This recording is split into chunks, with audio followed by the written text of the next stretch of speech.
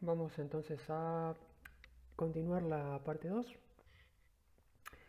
y continuar la unidad 4. En principio yo había pensado presentar el tema anterior como unidad 4 y separar este como unidad 5, pero en realidad repensé ahora incluir los dos dentro de una misma unidad, ya que en los dos estamos hablando de Estado. Venimos de haber estado hablando sobre definición del Estado y componentes básicos.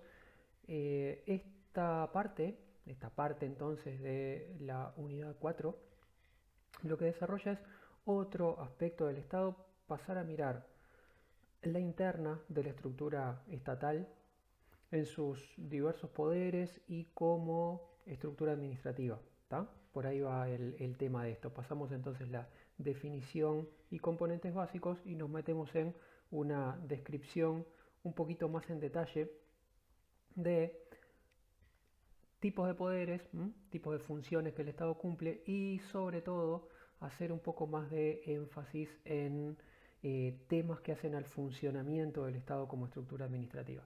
Esto lo vamos a estar tratando con un texto de Vallès como primera introducción general, complementado a su vez por el texto de Panebianco sobre el rol político de la burocracia para meterse un poco más en detalle sobre los temas de complementariedad entre jerarquía política del Estado y funcionariado como instrumento de esa jerarquía política.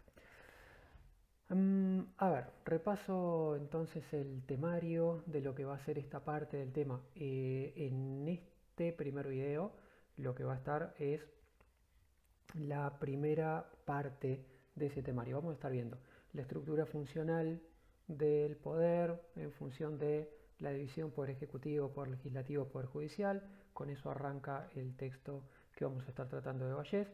Y después nos vamos a meter propiamente en la discusión sobre el poder ejecutivo, ¿tá? O sea, vamos a presentar la estructura general de poderes, no nos vamos a detener en el poder judicial ni de momento tampoco en el poder legislativo, que vamos a estar tratando más adelante en sus relaciones con el ejecutivo.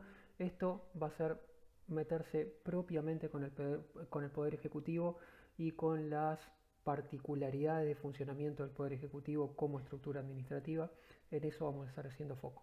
Entonces, a partir de esa presentación general, entonces, los temas se van a centrar en el Poder Ejecutivo, discutiendo como cuestión introductoria el peso creciente del Ejecutivo, esto siguiendo el texto de Vallès, y después pasando al segundo de los ítems, al de la tensión y complemento entre gobierno y administración o entre jerarquía política y burocracia, con acá el texto de Panebianco y el de Vallès como complemento. Los modelos teóricos de organización de la administración los vamos a estar viendo como continuación de este tema en la próxima grabación. Bueno, entonces, sobre estructura funcional del poder, empezar simplemente por decir que acá lo que Vallès presenta es una división en funciones que sigue la clásica estructura de poderes que conocemos ya bien en el Estado. La división de poder legislativo, poder ejecutivo, poder judicial y entonces las funciones que esto representa. La del poder legislativo, la construcción de reglas generales, centralizada en el Parlamento. La del poder ejecutivo, que en principio sería la implementación de esas reglas generales de acción política a través del el gobierno y la administración. Le vamos a estar llamando en este caso gobierno a la conducción política de las instituciones y administración, en esto sigo el lenguaje de Vallès para este capítulo específico, administración, la estructura funcionarial, tal, la estructura burocrática por debajo de esa conducción política. Ya apunta el texto acá, en principio se supondría que el Ejecutivo tendría una tarea subsidiaria de implementación de los grandes rumbos de política fijados por el legislativo a través de la construcción de reglas generales. No obstante, en la práctica y fundamentalmente en el siglo XX, el Poder Ejecutivo adquiere una fuerte y creciente centralidad respecto al legislativo, o sea, la construcción de políticas empieza a ser elaborada mucho más centralmente por el Ejecutivo, más que conducida desde el legislativo. Respecto a la función jurisdiccional del Poder Judicial, el fallar en casos de conflicto con las normas y esto centrado en los tribunales. Anticipaba Vallés en el texto y comentaba recién que la introducción general a este tema eh, por Vallés al tema del Ejecutivo es el tema del peso creciente que el Poder Ejecutivo ha tenido en la construcción de políticas, fundamentalmente el creciente desbalance de poder que ha tenido el Ejecutivo, fundamentalmente respecto al Parlamento, que fue pensado históricamente como sobre todo para el contexto del siglo XIX, como plantea Vallés, y particularmente con especial énfasis en algunos países. Eh, bueno, de esa idea del siglo XIX de intentar ir por una política conducida por el Parlamento, pasamos en el siglo XX a un, una forma de hacer políticas mucho más centrada en el Poder Ejecutivo. Y esto tiene que ver con distintos caracteres que el Poder Ejecutivo tiene y que fomentarían este peso. Algunos más relacionados al nivel de gobierno propiamente, a la esfera de decisión política, y otros relacionados también a este peso de la estructura administrativa, al peso del funcionariado, también, ¿no?, como parte de la propia estructura del Poder Ejecutivo. Entonces, factores que han fomentado este peso creciente del Ejecutivo: la necesidad de efectividad en la toma de decisiones, ¿tá?, el tener que responder en políticas con una toma de decisiones más rápida, y eso lo puede asumir el Poder Ejecutivo de una manera que no puede ser asumida tan fácilmente por el Parlamento. Por otro lado, apunta Vallés, la personalización de los liderazgos, ¿tá?, el tender a concentrar el liderazgo político en las figuras principales de conducción del gobierno, en términos de un régimen presidencial como el nuestro, el presidente, eh, por encima del conjunto de los líderes políticos de los escalones más bajos, y por tanto esta personalización del liderazgo político llevaría también a un creciente protagonismo del Poder Ejecutivo respecto al Legislativo, respecto al Parlamento. Estos dos factores iniciales, como se ve, tienen más que ver con la conducción política del gobierno más que con la estructura administrativa, mientras que los otros dos factores que cita Vallés recaen un poco más en la parte del Ejecutivo que hace a la estructura de administración, y serían, por un lado, el de haber ido desarrollando el Estado una estructura cada vez mayor y más compleja al expandirse los roles del Estado, al expandirse la estructura de servicios.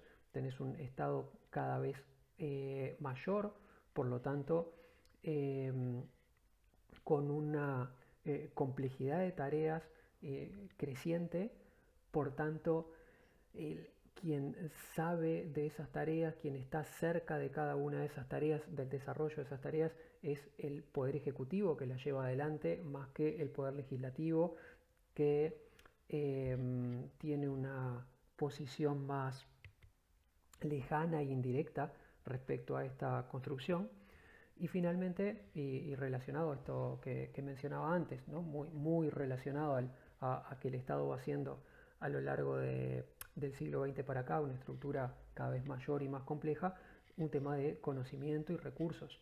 El Ejecutivo va creciendo en funcionariado al tiempo que crece en funciones, va creciendo en presupuesto. Las funciones que tiene que desarrollar son crecientemente complejas. Esto implica entonces un conocimiento más detallado, disciplinar, técnico de los asuntos en los que tiene que trabajar. Por tanto, ese conocimiento y recursos se va acumulando en el funcionariado específico de cada tema, en el funcionariado técnico, ¿tá? Frente a esto, el Parlamento, el Poder Legislativo, va quedando atrás en cuanto a la capacidad de estar en la minucia de los temas que hay que gestionar, no teniendo todo el profuso aparato de gente y recursos que el Ejecutivo tiene para tratar cada tema. Bueno, todo esto habría cambiado el perfil de estructura de poderes, de un perfil más clásico pensado en términos de, el Poder Legislativo construye las grandes líneas de política a través del marco legislativo general y el Poder Ejecutivo desarrolla esas líneas que le pasa el legislativo como conductor. Bueno, pasamos a una situación, conforme uno se va adentrando en el siglo XX, con un poder ejecutivo que cada vez más es quien tiene el aparato para conocer y gestionar las políticas, y el poder legislativo queda en un rol más relegado y disminuido, fundamentalmente en una faceta que era importante en el planteo inicial y es el rol del control. El poder ejecutivo, el poder legislativo, perdón, el Parlamento, parte de las tareas que tiene que desarrollar respecto al Ejecutivo serían supuestamente no solo pasarle las grandes líneas de política a través del planteamiento de las normas generales, de las reglas generales, sino además controlar lo que el Ejecutivo hace. Bueno, pues el Parlamento se va viendo cada vez más limitado en su posibilidad de controlar estrechamente el montón de cosas que comienza a hacer el aparato estatal a través del Poder Ejecutivo. Bueno, entonces apunta el texto, queda planteado como problema cómo desarrollar un control efectivo sobre ese aparato y qué mecanismos de rendición de cuentas desarrollar. Y acá entonces la menciona, bueno, la idea tradicional era el Parlamento sería el lugar principal de control del Ejecutivo y de rendición de cuentas del Ejecutivo respecto al sistema político en general. El Parlamento va quedando, como decía antes, disminuido en su posibilidad de responder a estas funciones y se van agregando nuevos actores. Acá el texto de Vallés es bastante sistemático, citando otros textos, en listar toda una variedad de actores que pasan a complementar esta tarea. Acá simplemente citaba algunos, la creación de figuras como el ombudsman, el defensor del vecino, personas que dentro de la administración se van a tratar de encargar de tratar de hacer más fluido el ida y vuelta entre la administración y los reclamos que puedan venir de la gente. Ya hemos hablado acá de redes y gobernanza. La construcción de ámbitos participativos de gobernanza tiene que ver con esta construcción de canales de control y de diálogo con el aparato funcionarial, con el aparato del Ejecutivo. Lo mismo los procesos de acceso a la información, tanto los mecanismos de acceso a la información del gobierno que siempre tuvo el propio Parlamento, como los que se disponen respecto a los medios de prensa y a la ciudadanía en general. Bueno, pues entonces, frente a un creciente desbalance de poder entre ejecutivo y legislativo, se han ido haciendo cada vez más diversificados, se han ido institucionalizando cada vez más formas de controlar el desarrollo de políticas por parte del Ejecutivo, que va siendo cada vez más el centro del juego en el sistema político. Bueno, de acá para adelante nos centramos entonces concretamente en discusiones relacionadas con el Poder Ejecutivo y con la estructura del Poder Ejecutivo. Y de acá para adelante vamos a estar en esta parte del asunto, en esta sección, tratando la diferenciación entre conducción política, entre lo que vamos a estar llamando el gobierno del aparato del Ejecutivo y su tensión y complementariedad con la administración, con la burocracia, con la estructura funcionarial del Poder Ejecutivo. Como comentaba antes, usando acá sobre todo el texto de Panebianco, en este primer planteo voy a estar siguiendo el desarrollo de Panebianco y complementando algún detallecito de planteo que trae Vallés sobre el mismo tema. Acá el uso paralelo de los dos textos tiene que ver con que los dos textos tratan los mismos temas con énfasis distintos. Hay algunos de los temas que Panebianco los tiene más desarrolladitos, otros los tiene planteados con mayor actualidad y desarrollo Vallés, entonces voy a ir recayendo más en uno o en otro según los temas.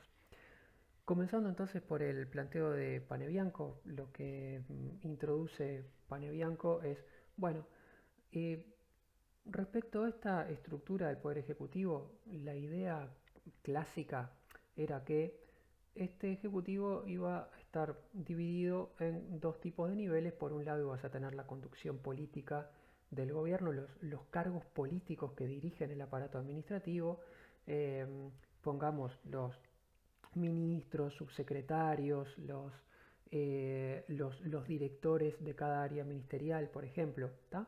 Entonces, la jerarquía política de conducción de la estructura y por debajo de eso una estructura administrativa, burocrática de funcionarios. Lo que tematiza el texto de Panebianco, justamente llamado el rol político de la burocracia, es el qué rol tiene en la construcción de políticas, en la discusión de políticas, en la burocracia, el aparato funcionarial. ¿Tá? Todo ese aparato de gente que está por debajo de las autoridades de cada institución, lo que constituye el personal, ¿tá? De funcionarios comunes y corrientes de la institución. ¿Con qué comienza el planteo de Panebianco respecto a esto? De que la idea clásica es que esa burocracia sería un instrumento neutral. Neutral en cuanto a que va a ser lo que la jerarquía política le indique, por tanto no tendría un rol político específico. ¿Tá? Diríamos, diríamos en la idea clásica no se esperaría que la burocracia fuera un actor político. No sería un actor relevante del sistema político, en tanto la idea la idea clásica sobre el asunto es, bueno, no, la burocracia simplemente va a ejecutar. Ya estuvimos hablando sobre esto cuando hablamos de políticas públicas y dijimos parte del asunto en una política pública es cómo pasa esa política a través de la estructura institucional. Si la estructura institucional la filtra, la cambia, la bloquea, entonces ya nos habíamos estado metiendo en este concepto por el que pasa aquí Panebianco, de decir, bueno, en realidad aquella idea clásica de la burocracia simplemente como instrumento, como herramienta en la mano de los conductores políticos de las instituciones, oculta un rol político que efectivamente la burocracia tiene. O sea, la burocracia y el funcionariado van a tener cierto rol político en la discusión, en el planteo y a través de la implementación de las políticas. Panebianco va entonces a comentar un par de aspectos por los que queda de manifiesto esto. Dice, por un lado, una cosa que nos fue llevando a esta noción de que la burocracia tiene un rol político en la práctica, fue el cambio de las monarquías y de las primeras democracias con voto censitario, o sea, donde el voto se permitía a muy pocas personas, a una democracia ampliada.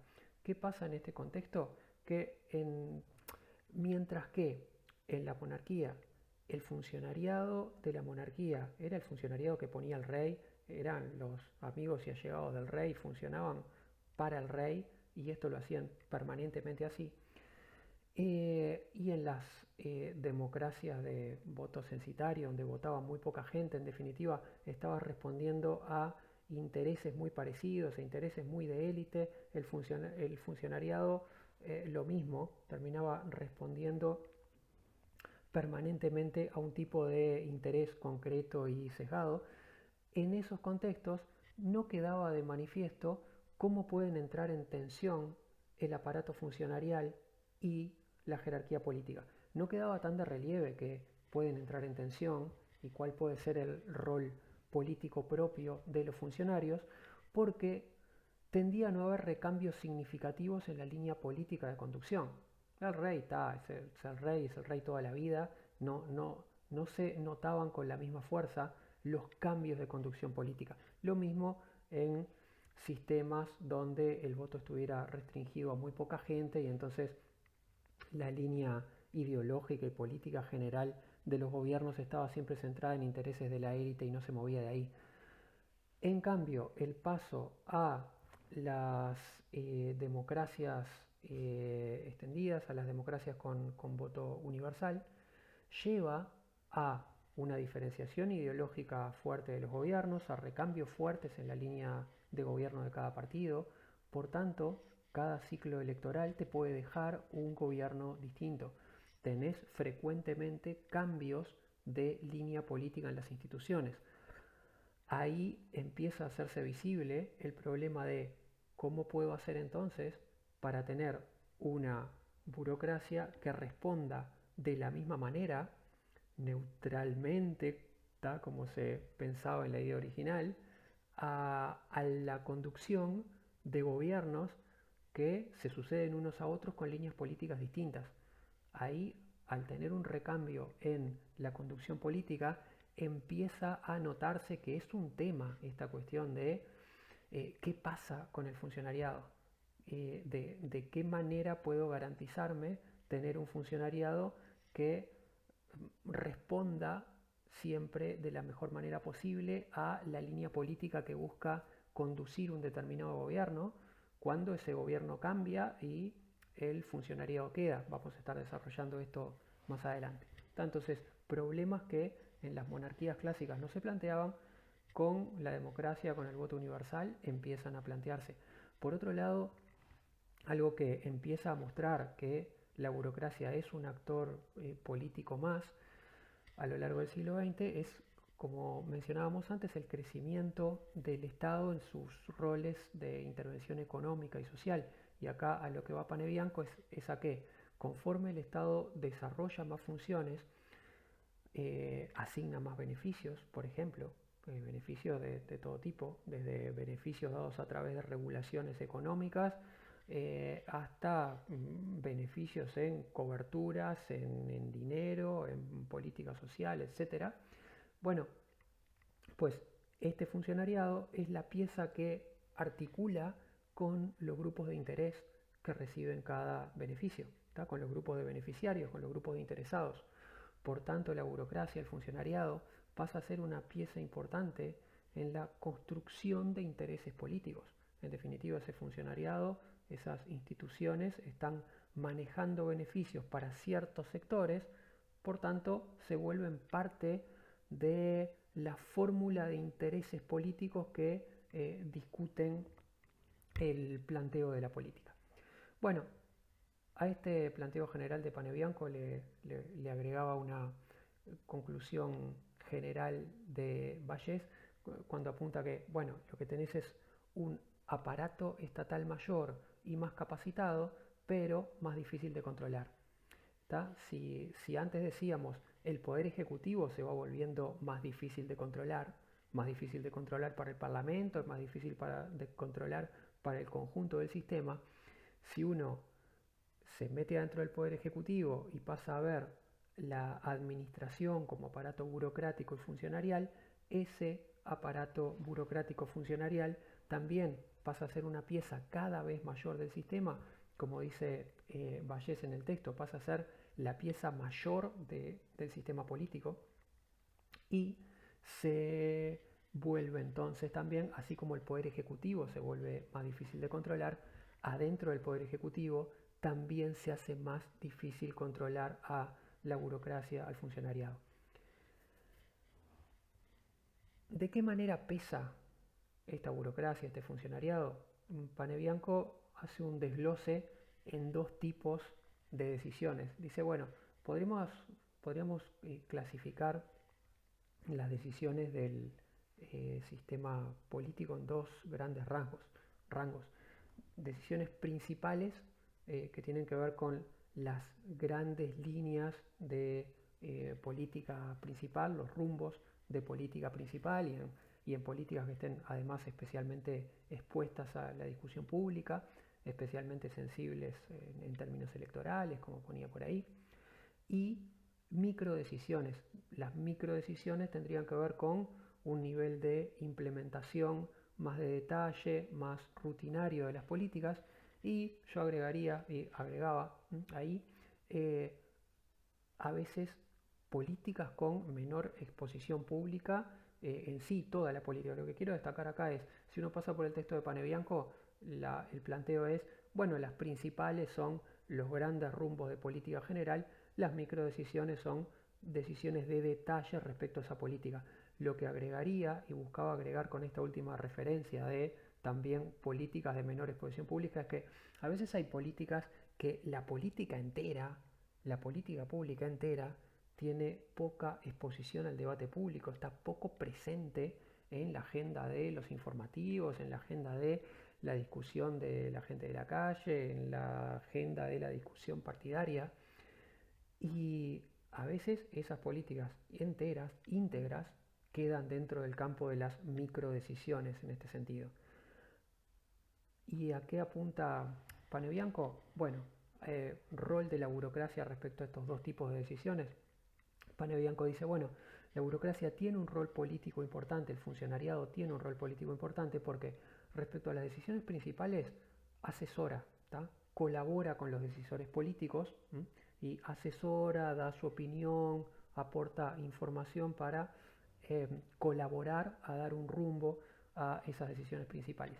Pero a su vez, y esto es todavía más fundamental, en las microdecisiones normalmente es la burocracia, es el funcionariado el que toma las decisiones. Está acá el apunte de Panebianco es esa estructura burocrática, esa estructura funcionarial muchas veces toma directamente las decisiones respecto a las decisiones más chicas de implementación de cada política. Y acá agregaría yo, y cuanto más al margen de la discusión política global esté una política pública, cuanto más discurra por la interna de una cierta institución, sin mucha exposición al público en general, sin mucha exposición a la discusión partidaria, pues más de esa política va a estar decidido y gestionado directamente por el aparato de funcionarios encargado de esa política. Agregaba acá entonces otra reflexión de cierre de Vallés, tratando el mismo tema que trataba Panebianco, y acá lo que Vallés dice y resume respecto a este asunto, respecto a esta diferenciación de niveles de decisión que diferencia Panebianco, lo que Vallés plantea es, bueno, y entonces el problema de fondo de esto es cómo hacer que la burocracia, que el funcionariado responda a las decisiones principales y no sea quien las toma. ¿Tá? Lo que Vallés apunta acá es, si partimos del esquema de Panebianco, tomando el planteo de Vallés, la problemática sería que no termines en que la política pública termine conducida y desarrollada aún en sus líneas fundamentales por el aparato administrativo a cargo de la gestión y se le vaya de las manos a la conducción política jerárquica de las instituciones. Y en este asuntito de plantear que siempre hay una complementariedad, una articulación, muchas veces positiva, pero también en sí frecuentemente también tensa y problemática entre cómo se articula el rol de la conducción política y lo que viene por abajo de la pirámide institucional, la burocracia y los funcionarios. Panebianco diferencia recursos de poder que serían más propios de la conducción política y recursos de poder que tiene la burocracia en esta tensión. La cuestión es entonces, tenemos acá dos partes de la pirámide estatal, la conducción política y el aparato de funcionarios, van a tener que desarrollar y aplicar la política, van a tener una complementariedad de tareas en eso, pero a su vez van a estar tensionando y discutiendo cosas. Cada nueva jerarquía política que llega a las instituciones va a tener que lidiar con la burocracia, cómo hace para alinear a la burocracia en las nuevas líneas políticas que trae. A su vez, la burocracia va a tener que tratar de encuadrar a la nueva jerarquía política en qué es lo que se venía haciendo, cómo se venía construyendo política, cómo habitualmente esa institución construye política. Y entonces se trata de, en cierta medida, de un acople mutuo, de un ajuste mutuo entre la conducción política que viene una institución y la burocracia que ya está encargada de la implementación de políticas allí dentro. Bueno, en esa articulación, en ese acople de esas dos partes de la estructura del Poder Ejecutivo, Panebianco señala entonces estas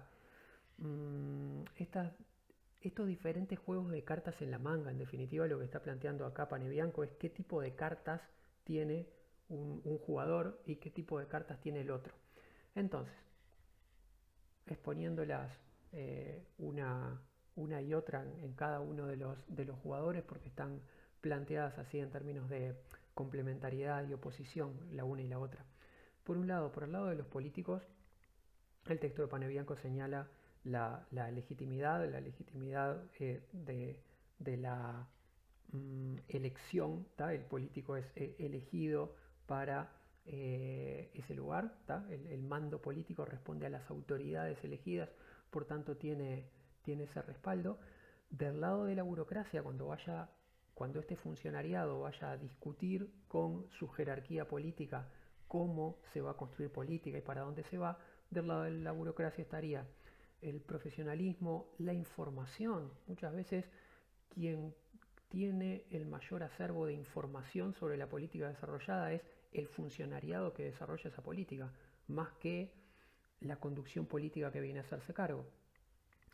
La ideología burocrática, y con esto a lo que se refiere Panebianco, es la cosmovisión y valores que tenga la estructura institucional esa y que tenga el funcionariado de esa institución respecto a su tarea.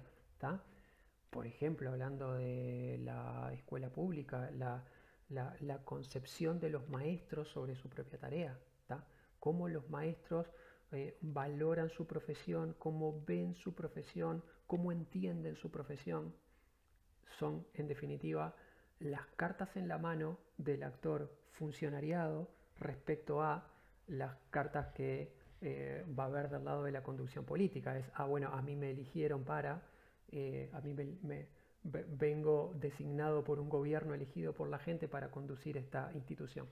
A su vez, el texto de Panebianco incluye acá la referencia a lazos a grupos clientelares, porque dice, bueno, como la burocracia desarrolla, como dijimos antes, servicios, prestaciones, beneficios, muchas veces una carta del lado de la burocracia, del funcionariado, es su lazo clientelar con los grupos que reciben esos beneficios.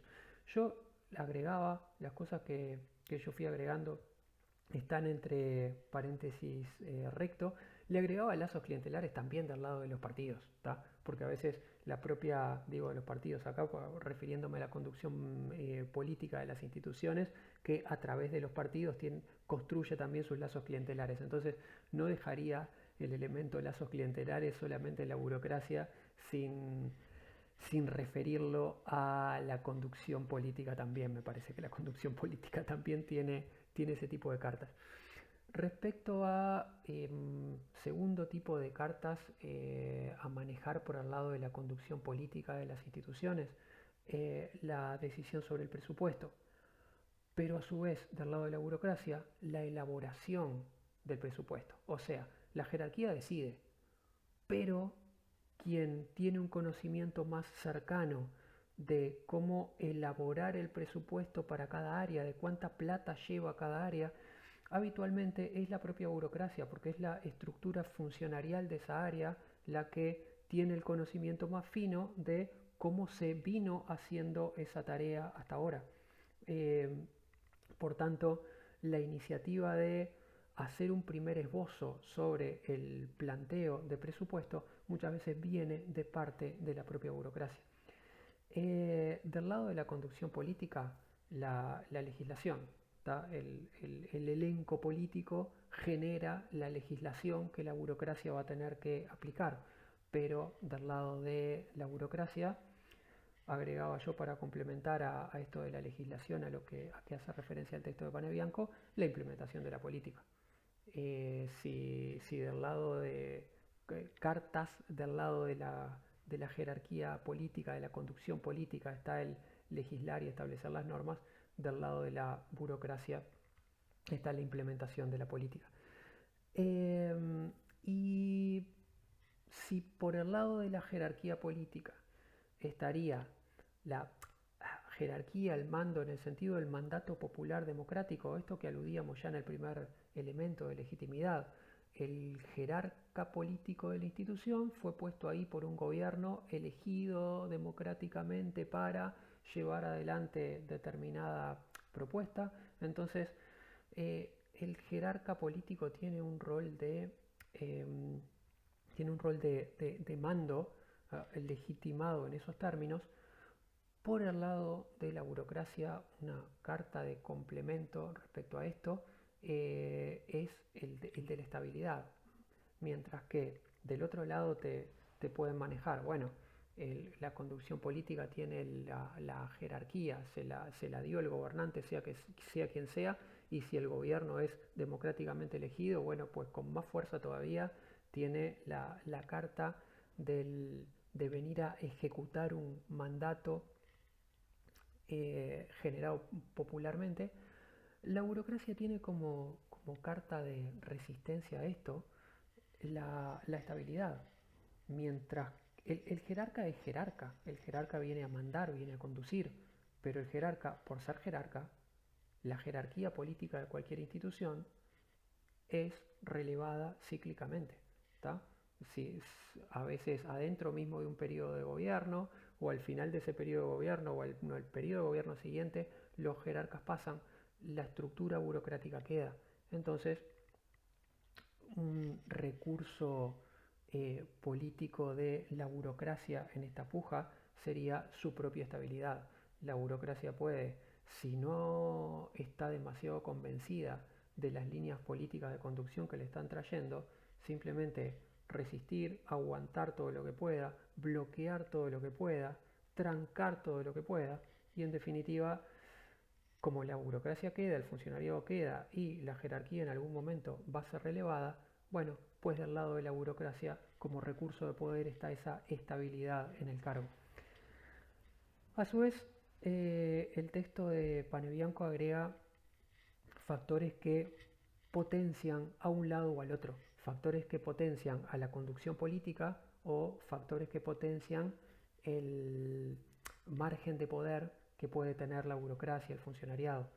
Por el lado de la conducción política, estaría potenciada en su rol por el grado de politización del tema. O sea, cuanto más politizado esté un tema, y acá estamos hablando de la politización en el sentido de estar en la agenda política de discusión, ¿tá?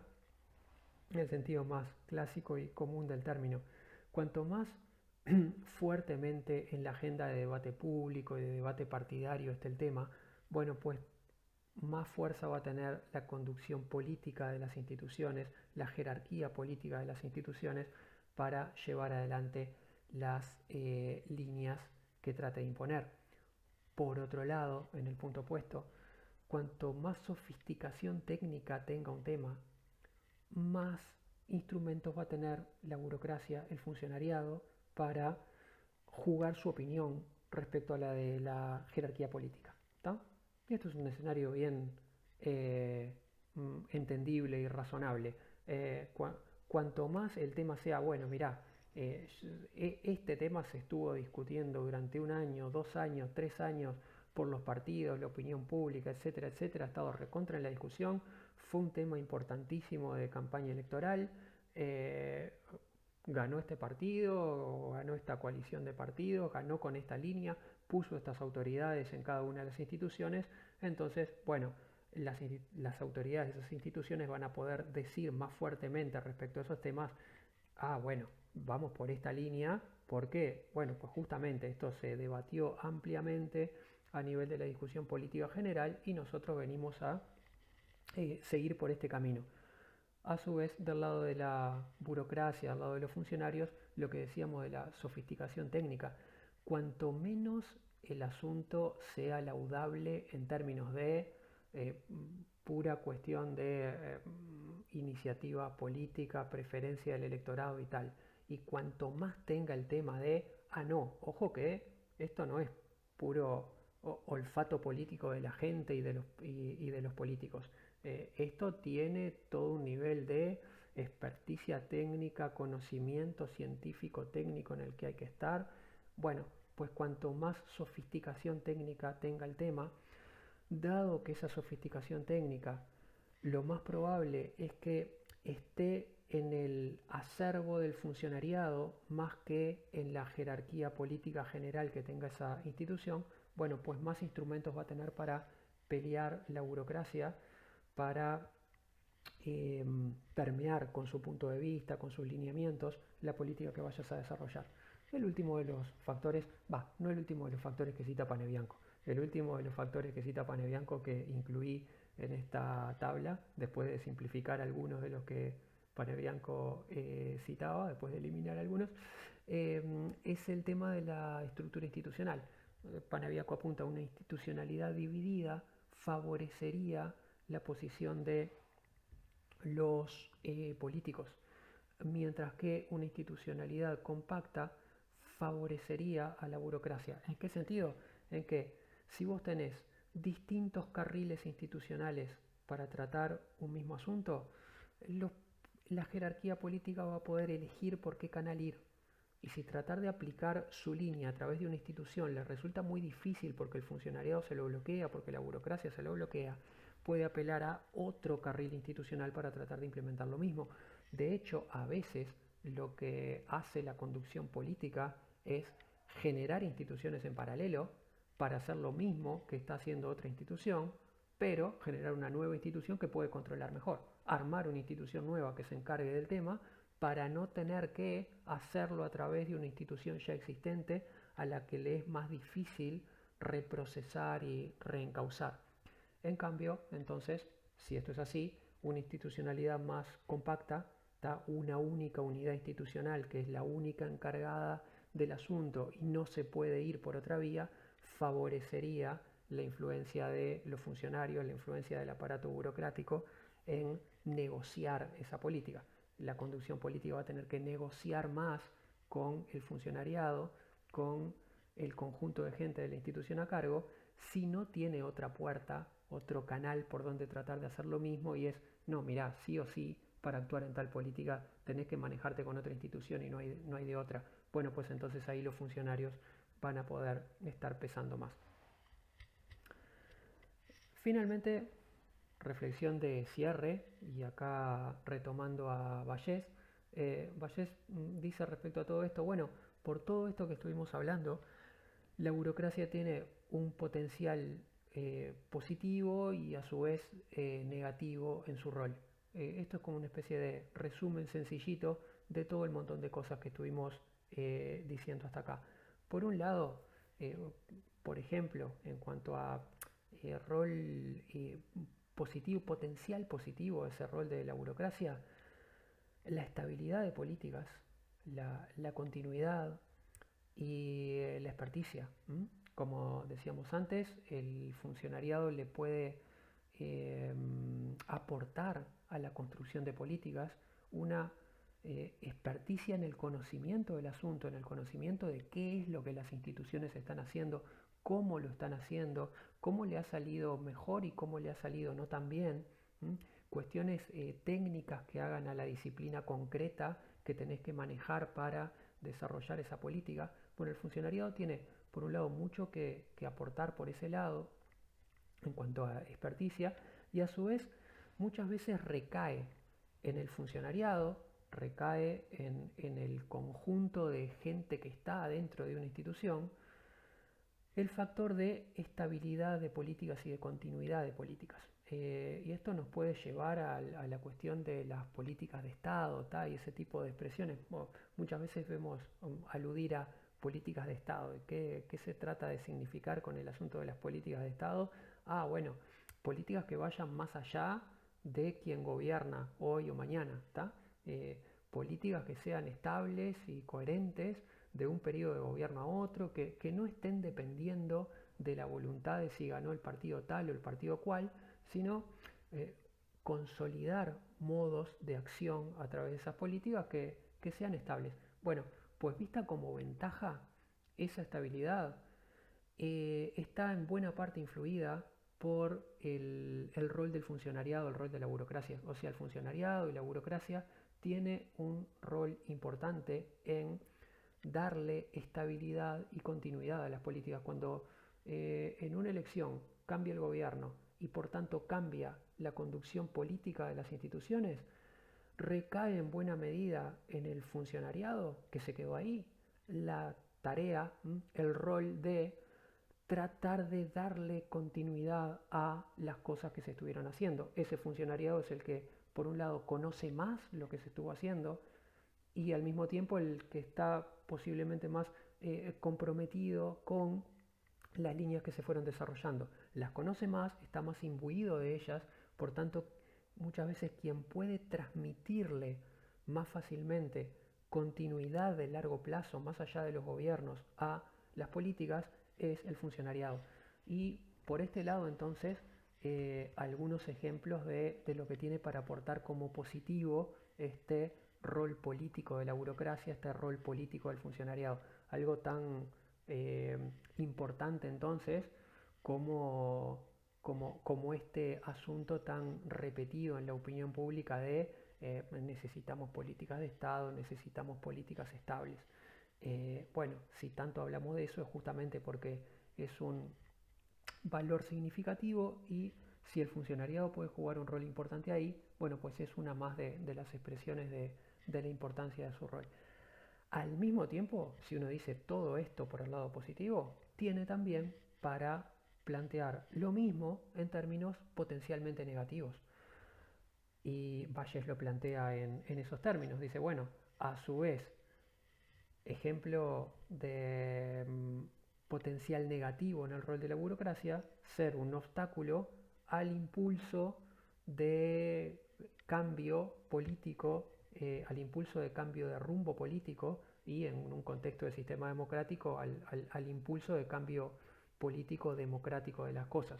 O sea, um, la conducción política de las instituciones, la que sale más directamente de el gobierno que emergió de las elecciones, trae como impulso una cierta plataforma de cambios, por tanto, esa jerarquía política encarna el rumbo de cambios, el rumbo de ajustes, el rumbo de transformaciones que marcó el electorado a través de las elecciones.